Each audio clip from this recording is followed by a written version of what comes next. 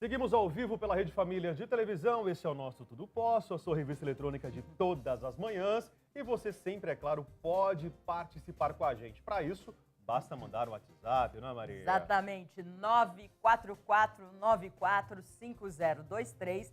Lembrando que o DDD é o 11, porque nós estamos em São Paulo, certo? Agora é hora de polêmica aqui no Tudo Posso. A maioridade penal atualmente é um tema bastante polêmico entre os legisladores, juristas e o povo brasileiro em geral. Um fator preocupante, visto o aumento na incidência da criminalidade no nosso país. E nesse cenário, a população brasileira, Maria, acaba se dividindo entre aqueles que apoiam para que haja a redução da maioridade penal e aqueles que têm um posicionamento contrário a essa opinião. E dessa forma, surgem debates em todas as esferas do poder. Exatamente, Rafael. Ainda uma outra preocupação: o Estado não possui tamanha capacidade estrutural para abrigar tantos menores e as condições socioeducativas são precárias, a gente conhece, né? Mas até que ponto os legisladores poderão alterar a legislação? A necessidade de produzir uma trajetória que pudesse reformular o Estatuto da Criança e do Adolescente por meio de endurecimento das leis e tipos penais? O nosso repórter Maurício Nunes, que agora integra a equipe do nosso programa Tudo Posso, traz os dois lados desse debate. Vamos assistir e depois a gente conversa sobre isso. Maria Cândida, Rafael, um assunto que vem dividindo as opiniões de todo brasileiro é a redução da maioridade penal. A PEC 171, que reduz a maioridade penal de 18 para 16 anos, foi aprovada pelos deputados. E agora ela pode ser aprovada pelos ministros. E para debater esse assunto aqui no nosso programa, nós temos dois lados. De um lado, Coronel Telhada, ex-coronel da Rota e segundo deputado estadual mais votado em São Paulo. E do outro lado, Ariel de Castro Alves. Ele é advogado e grande defensor dos direitos humanos. Ele cerca o veículo. Mais nova, pra cima.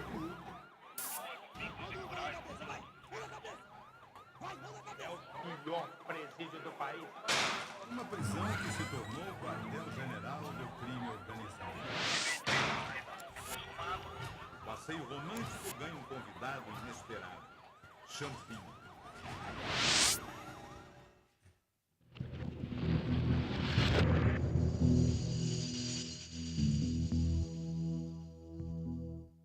Eu acho que sim, tem que diminuir a maioridade, porque eu sou policial militar, fiquei 33 anos no serviço ativo da Polícia Militar, eu fui obrigado a me aposentar por causa de uma mudança da lei, e tive centenas de ocorrências envolvendo menores de idade. E hoje a gente abre o jornal todo dia, sempre nós temos ocorrência envolvendo menores de idade.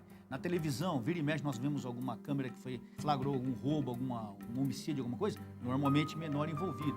Então passou da hora da gente falar desse assunto e passou da hora da gente diminuir a maioridade penal.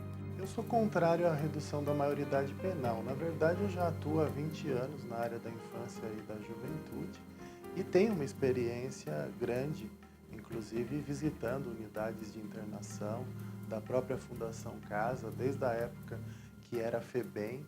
Em algumas das situações, em rebeliões da FEBEM no passado, cheguei até a me trocar por reféns, cheguei a ser refém em rebeliões e nem por isso eu defendo a redução da maioridade penal, apesar de já ter sido vítima dos adolescentes, até aqui no centro de São Paulo, onde eu tenho escritório, às vezes também sou assaltado por adolescentes. Acho que a grande dificuldade hoje de debater esse tema é muitas vezes se colocar a emoção, mas pela razão eu entendo que essa não é a solução. E eu só daria um exemplo de que essa não será realmente a melhor solução para a violência no Brasil.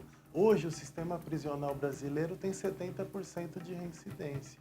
A Fundação Casa aqui de São Paulo tem divulgado uma reincidência de 14%. A reincidência é pequena por quê? Você já parou para pensar? Não parou. Eu prefiro que o senhor... Eu vou te falar, é pequena por quê? Porque o menor passa a ser maior de idade. Se ele tem 16, 17 anos, vai para a Fundação Casa. Quando ele sair e fizer 18 anos, ele tá zerado, velho. Tá mais limpinho do que nós dois. Não tem um crime, não tem nada, tá limpinho. Ele vai cometer um crime novamente, ele é maior de idade, ele vai para o sistema carcerário, ele não volta para a Fundação Casa. Então é muito pequena realmente a reincidência na Fundação Casa. Agora, a turma me pergunta, mas coronel, as nossas cadeias não são adequadas, o indivíduo, ele não aprende nada. Mas a cadeia não é escola, meu velho. Escola é escola, o cara que ele aprender, ele tem que ir para a escola, ele vai na cadeia para cumprir pena, entendeu?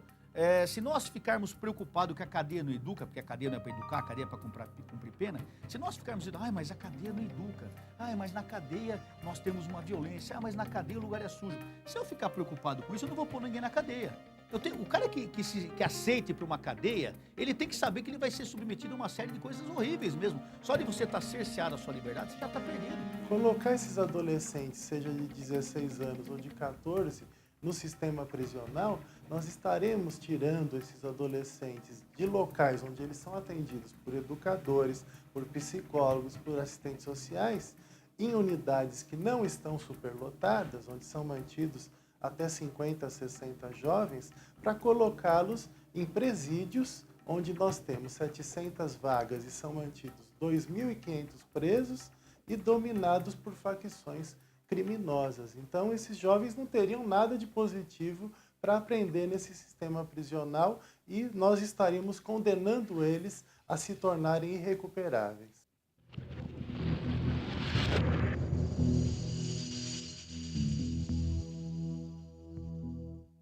O jovem hoje, ele tem a consciência, né? Ele tem a informação que não podem ser presos, né? Que não vão ser punidos como adultos. E você não acha que essa impunidade acaba gerando mais violência para a população? Nem sempre a população entende muito bem o que são medidas socioeducativas. Às vezes as pessoas acham que o jovem simplesmente vai ser colocado na escola compulsoriamente. Não é isso. Os jovens, em alguns casos, são presos sim. É que chama apreensão. O termo usado no estatuto é apreensão. E ao invés de pena, é uma medida socioeducativa, que pode inclusive ser uma internação. O jovem é privado da sua liberdade. A questão aí é que o tempo é bem menor que o tempo de pena que os presos adultos cumprem. O que faz a criminalidade ser muito forte no Brasil é a impunidade. A impunidade chegou num ponto onde o crime compensa. O que compensa mais para você que é jovem, que tem 9, 10, 11, 12, 14 anos? Você levantar cedo, ir para trabalhar, ir para a escola à noite, comer marmita, trabalhar no sábado, de segunda a sábado, ou então ficar todo dia perambulando, com moto roubada, as menininhas tudo alegre quando você passa, uma pistola na cinta, dando uma de bravo no pedaço. O garoto, ele se anima com isso. Todo moleque quer ser machão, quer ser popstar das menininhas, quer mostrar força. Então, o Brasil, ele começou a mostrar que o mau exemplo funciona. Então a sociedade precisa entender uma coisa, a gente não quer botar nenhum inocente na cadeia, a gente quer botar quem merece na cadeia. E que essa pessoa que vá para a cadeia, ela sirva de exemplo para as demais. Para quê? Para aquele garoto, aquela menina que pensar em fazer alguma coisa errada, falou, opa, fulano fez e foi em cana, eu não vou fazer.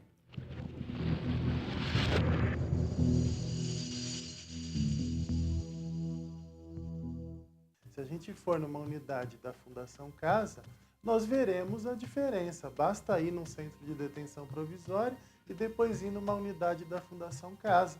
Lá nós veremos os jovens na escola, fazendo cursos profissionalizantes, fazendo atividades culturais e esportivas, enquanto no sistema penitenciário eles estão lá dentro das celas e planejando, quando saírem, cometerem novos crimes, usando aparelhos celulares, usando drogas. Então existe um descontrole no sistema penitenciário, enquanto as unidades de internação hoje são muito mais organizadas e propiciam uma recuperação mais adequada. Nós estamos há 25 anos tentando fazer isso, não deu certo, está na hora de mudar. Eu não entendo porque toda essa celeuma, toda essa preocupação com o bandido. Porque outro dia eu ouvi uma deputada aqui na Assembleia falar que não, que se mudar a maioridade penal, nós vamos ter um monte de adolescente em formação preso. Para quem disse isso para essa mulher? Ela está louca. Quem disse? Nós vamos ter bandido preso. Só se for adolescente na formação do crime. Então eu entendo o seguinte, gente, vamos parar de passar a mão na cabeça de bandido. Todo dia nós temos centenas de pessoas que morrem no Brasil na mão de menor de idade. Nós temos pessoas sofrendo violência, estupro, casas invadidas, carros roubados na mão de menor de idade. E nós estamos preocupados se nós vamos mandar os caras para a cadeia ou não. Pelo amor de Deus, vamos se preocupar em fazer mais escola. Vamos se preocupar em ter melhores condições de saúde, de ter uma polícia mais atuante. Isso é a nossa preocupação. Não se nós vamos mandar bandido ou não para a cadeia. Bandido tem que estar na cadeia.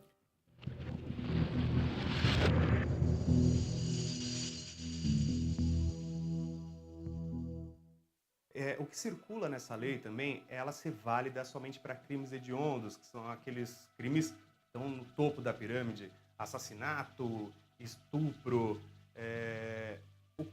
O que você pensa sobre isso? A nossa preocupação, inclusive com a questão dos crimes hediondos, um dos crimes é o tráfico de drogas. Se a gente for verificar hoje, dos 23 mil adolescentes que cumprem internação no Brasil, nós temos mais de 30% que estão lá em razão do tráfico de drogas. E muitos desses jovens, eles não são efetivamente os traficantes, eles são explorados por traficantes, eles são usados por traficantes. Muitos são viciados, que inclusive traficam para pagar suas dívidas ou para continuar alimentando o seu consumo.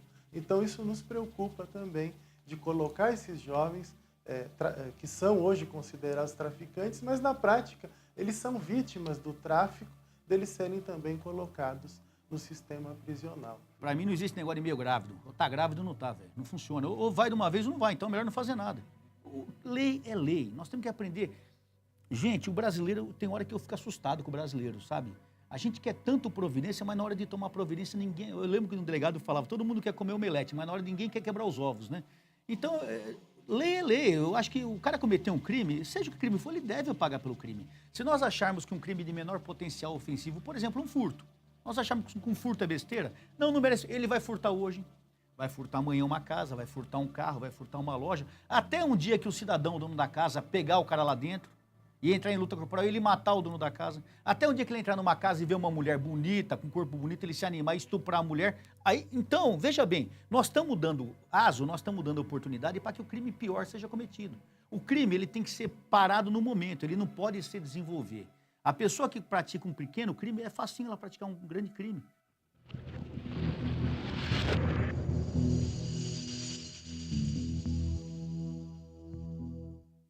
Eu entendo que a redução da maioridade penal, ela tem outros efeitos também no âmbito da legislação brasileira. Por exemplo, o estupro de vulnerável. Qualquer pessoa explorada sexualmente com menos de 18 anos de idade é considerada uma pessoa vulnerável. A partir do momento que reduz a maioridade, nós não podemos mais considerar alguém que tem a maioridade penal aos 16 anos, por exemplo, uma pessoa vulnerável.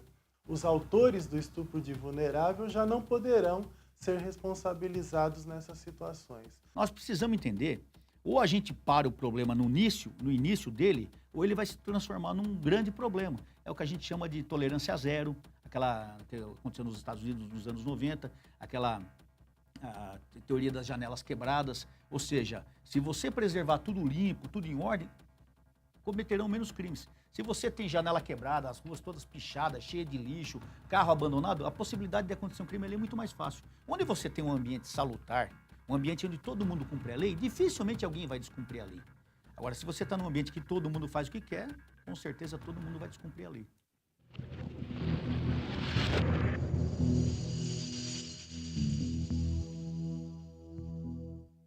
Hoje a gente tem uma pesquisa, inclusive foi realizada pelo Instituto CNT-MDA, que indicou que 92,7% dos brasileiros hoje são a favor da redução da maioridade penal. Por que o senhor acha que a população hoje quer essa mudança? A população é muito levada pela emoção. Então nós temos todo um sensacionalismo que também muitas vezes é feito em torno de certos crimes gravíssimos, né? Nós compreendemos o desejo dos familiares das vítimas. Provavelmente, se eu tivesse também um ente assassinado, um familiar assassinado, também poderia defender, mas por razões emocionais. A gente não pode esperar uma reflexão consciente e racional de alguém que foi vítima de crimes tão bárbaros. Agora, pela razão, eu entendo que não vai efetivamente resolver o problema. É uma ilusão a população achar que a violência vai diminuir com a redução da maioridade. Vamos mudar, vamos ver o que acontece. Está na hora de mudar. Eu acho que o momento é esse. Eu acho que a sociedade merece essa postura dos políticos. O governo tem que ouvir a sociedade. Em várias entrevistas, em várias, como é que chama? Pesquisas que eu vi, varia entre 88% e 92% o número de pessoas que aprovam a diminuição da maioridade penal. Caramba, se a população quer, a voz do povo é a voz de Deus, porque a população não aguenta mais. Aí vem uns políticos hipócritas que vêm fazer discurso defendendo o bandido, é porque o cara não mora onde a gente mora, o cara anda de carro blindado, o cara anda com segurança, o cara só frequenta os melhores locais. Vê se ele morasse onde o povo mora, mesmo se ele achar do jeito que ele acha.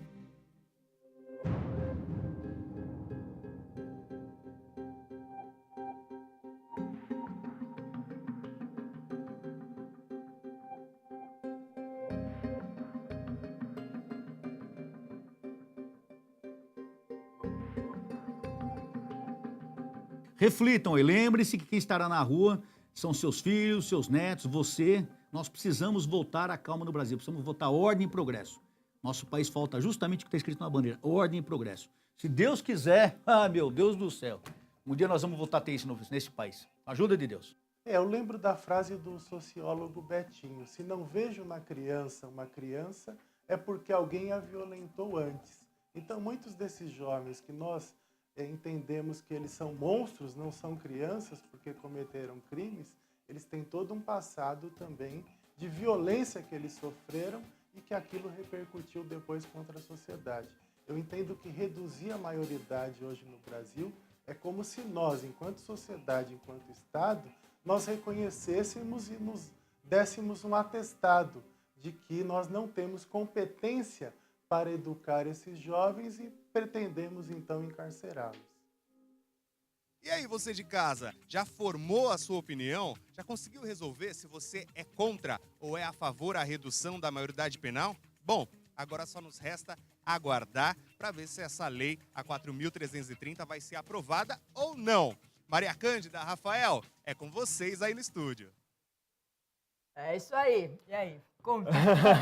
Bom, essa história vai dar o que falar ainda, né? Ontem mesmo, como eu comentei, o Eduardo Cunha já havia se manifestado nesse final de semana que esse é um dos próximos assuntos polêmicos que a Casa, os deputados, devem analisar ainda nesse mês de junho, logo depois de toda a votação aí sobre a reforma política. A proposta dele é jogar isso para discussão com a população, pelo menos é essa a ideia, num plebiscito, num referendo aí, possivelmente na eleição de 2016. Agora, é algo assim, não dá para você ter uma opinião formada também só a partir de uma reportagem, de alguém que você ouve ou não ouve. São muitos elementos que devem ser observados, né? O assunto é bastante polêmico. Aí tem gente que compara o sistema prisional do Brasil com outros países, porque em outros países a maioridade penal é 12 anos, é 13 anos, 14 anos, mas a nossa cadeia, como que ela é hoje, né? Então são vários pequenos pedaços de um imenso quebra-cabeça que você tem que analisar antes de você montar a sua própria conclusão. No fundo, o ideal, o certo, né, seria a cadeia dar uma certa educação. A né? medida socioeducativa que o doutor Ariel tanto defende. Ela renovar essa pessoa, dar, de repente, o trabalho lá voluntário, ou às vezes presos que saem para trabalhar e voltam, que essa pessoa ela seja colocada de volta na sociedade depois do corretivo. Sim, né? Então, sim. Esse é o mundo ideal e que acontece em alguos países. Sim. Só que aqui a gente não tem desde educação, e daí o Ariel, né, que Dos direitos humanos, dos direitos humanos, fala que esse jovem com 15 que comete um estupro ou um furto, ele é vítima da própria situação. Então, o problema já começa que o país não dá a educação, não dá o mínimo para essa criança e ela pode, sim, se tornar vítima.